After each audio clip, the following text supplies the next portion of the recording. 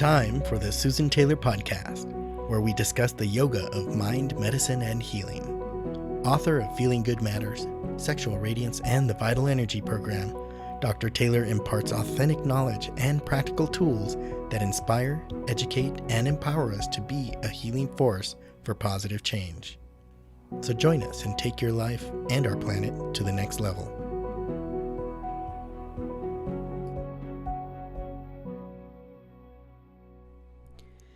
Hello and welcome to episode 133.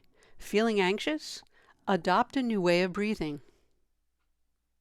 In today's episode, I'd like to talk about building a stable and strong nervous system and how breathing affects the nervous system and in turn affects, our levels of anxiety or joy, for that matter, or relaxed being, and two practices really to get started.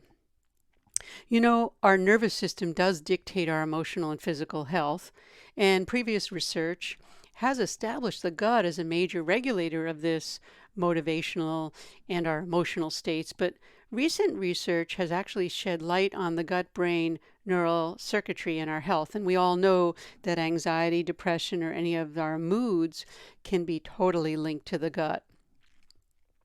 In yoga science, we focus on having a stable and strong nervous system because it's essential to a healthy mind and body. It's that simple. We have to have our nervous system in balance. And emphasis is always placed on our breathing habits, and all the work that we do at the Center for Meditation Science has to do with emphasis on our breathing habits, because it's through breathing that we gain access to our autonomic nervous system. Whether we're calm and resilient or stimulated and scattered. If we look at the nervous system, we find that the nervous system is built around the balance of two opposing actions. And that's the sympathetic nervous system, which is associated with our fight or flight response. And, that's causing cortisol and all the stress hormones, chemicals actually, to be secreted throughout the whole bloodstream, affecting every part of our body. And then we have the parasympathetic branch of the nervous system, which is associated with relaxation, digestion, and regeneration.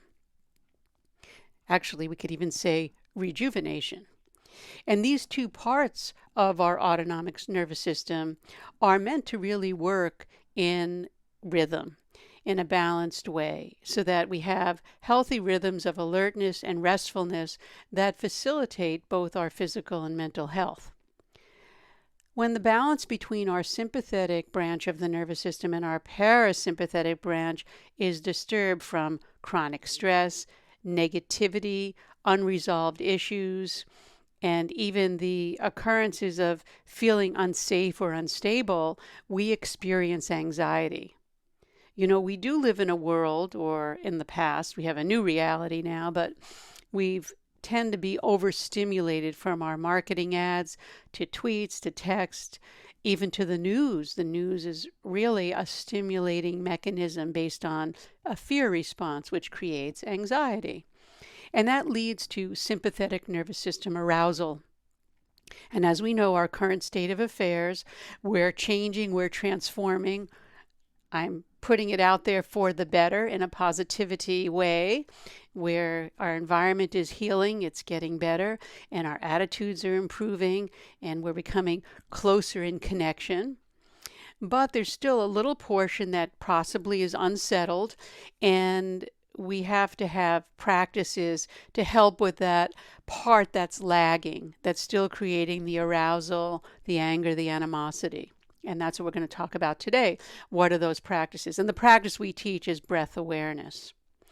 If we acknowledge this, let's acknowledge the reality of what might be taking place. We step back and we look at this. We can do something about it by really learning to create balance within ourselves. And when we learn to breathe correctly, we engage our nervous system, the relax and renew part of our nervous system. That's the parasympathetic, and we can actually get regularity with that. And again, how do we do this? We have to regulate our breath, because the breath gives us access to the vagus nerve, and it's the only autonomic function, breathing, that can be consciously changed to regulate our physiology and our mental functions. Therefore, our breathing habit dictates the strength and resilience of our nervous system. And let's see how that works. We're going to take a look at what we call the vagus nerve. And there's nothing too difficult for anyone here to really learn, because everyone's an intelligent, informed being. We all have access to that. So that's why we teach in that way.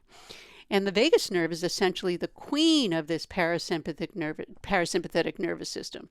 And it's responsible for our rest and digest, or our chill out one, So the more we do things that stimulate or activate it, again, we're using that word stimulate, but in a positive way here, like using our diaphragm to breathe, the more we banish the effects, of that sympathetic nervous system overstimulation. For example, our fight or flight circuit. So when we're engaged in diaphragmatic breathing, again, we're relaxed and we're feeling really calm and confident within ourselves. And that actually overrides the sympathetic nervous system. So the vagus nerve, which is our longest nerve of cranial nerves, it contains these fibers, both motory and sensory fibers, that pass through our neck, our thorax, all the way down to the abdomen. And traditionally, scientists believe that this nerve, just was, working with suppressive functions, such as our fullness after we eat, or nausea. In contrast, circulating hormones, rather than vagal transmission, were thought to really convey reward signals from the gut to the brain. But what we've experienced in the last decade, that there's a bidirectional communication, and what that means is our brain talks to our gut and our gut talks to our brain, and that takes place via this vagus nerve. There's other pathways, but the vagus nerve is one of the main ones. The vagus nerve plays a central role in our emotional and physical health. The vagus nerve, Latin meaning wandering, and rightly so, supplies motor parasympathetic fibers to all our organs, of course, except our adrenal glands. And the vagus nerve originates in the brain region called the medulla, and as I mentioned, extends from the neck down to the second segment of our transverse colon in our abdomen. And it's also known to control a few skeletal muscles here and there in our mouth and throat region. When we engage in breathing practices that stimulate these areas of the body, we can have a profound influence on the tone of our vagus nerve. And that's why in all our meditation trainings, as well as our resilience courses, we start with a foundation using diaphragmatic breathing, because it is the gold standard to help you reclaim balance of body and mind. And the vagus nerve has what we call an inhibitory influence upon the sympathetic nervous system. So in other words, it turns off the sympathetic nervous system. And again, practices that stimulate our vagus nerve have a calming effect on our body and mind. So, healthy vagal tone can be thought of as an optimal balance of parasympathetic and sympathetic nervous system actions that allows you to respond with the resilience, to the ups and downs of life. And breathing practices that focus on stimulating the vagus nerve, mainly diaphragmatic breathing, it can help you regain balance. And, if you're keyed up with anxiety or shut down with fatigue, it will help you gain balance. And again, I mentioned that the vagus nerve extends from the brainstem down to your abdomen, your stomach, and your intestines, actually innervating the heart and lungs as well, and connects your throat and facial muscles. And research does show the way we breathe affects our heart rate, blood pressure, and can even, help us relax when we need to. And, with the help of biofeedback, that approach coordinates our breathing and our heart rate, slowing and steadying breathing to slow and stabilize our heartbeat. Now, that's not new to the yoga scientists out there, but yoga science has known that slow, deep breathing increases activity of the vagus nerve. Again, that's part of our parasympathetic nervous system.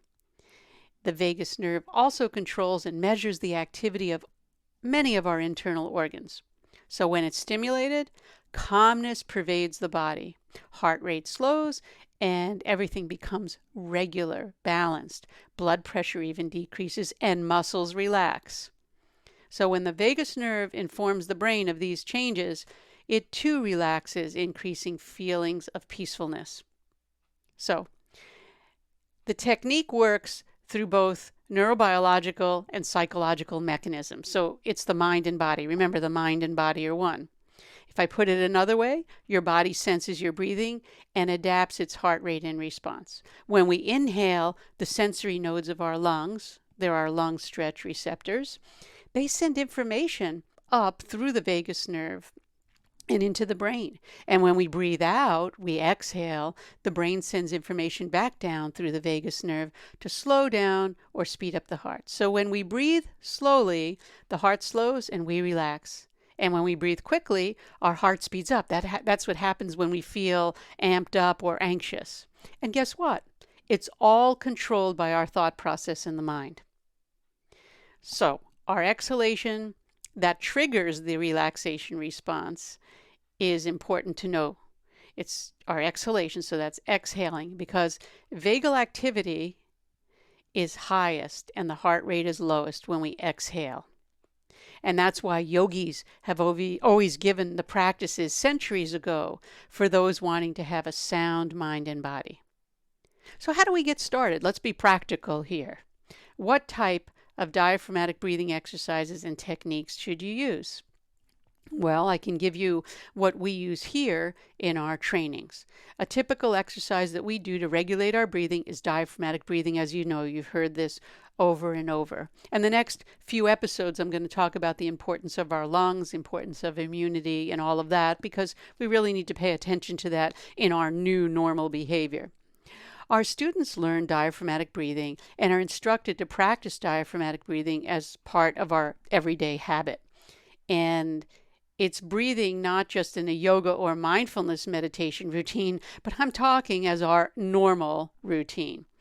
Some diaphragmatic breathing techniques prescribe inhaling and exhaling via only the mouth. I'm saying I don't advise that, since nasal passages are essential to the neurological signaling in the brain. Keep that in mind. No mouth breathing here. In our programs, we start with a simple crocodile pose that's face down, resting your head on your forearms. And you could find that on, just use your little googly and you'll find what a crocodile pose looks like. And when we breathe in this position, it allows you to experience diaphragmatic breathing. And once this becomes a familiar habit, then we progress to practicing this lying on our back in supine position, followed by standing up or seated position using the diaphragm to breathe. And once it's established, we can practice then with a sandbag, because the diaphragm is a muscle. That's a muscle. And once that muscle gets very, very strong, you'll be able to have even better inhalation and exhalation. You'll even detox your brain and your body. You'll let go of toxins with more ease and more efficiency, and you'll have less anxiety.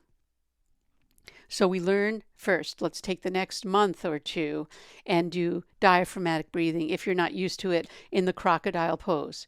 If you've been practicing twice a day on your back, doing it. I know that I have a practice that I do AM and PM using the sandbag. Why? Because it's strengthening my own diaphragm. I have to be reminded, because many times we're at the computer with all this online work now. We're at the computer. We need to be reminded about our diaphragm. So I encourage all of you to do the practice. If you need advice on that or help on that, please contact me. I'd be more than happy to help you get started in the practice. And as I always say, do your research. And that brings us to the end of this episode. And if you'd like to be notified weekly for new podcasts, please subscribe. And if you know anybody that may really benefit from this now, pass it on. Pass on the link. It helps us build our community of like-minded seekers so that we can go out and exude positive influence to help in our new environment. And that's really where we want to be, in a positive state. Contact us at susantaylor.org if you have any questions or comments or feedback. And thanks again for listening. Again, the Susan Taylor podcast does come out every week. And if you have any questions, comments, I love to hear them. And as always, until next time, remain calm, consciously aware, living in the moment.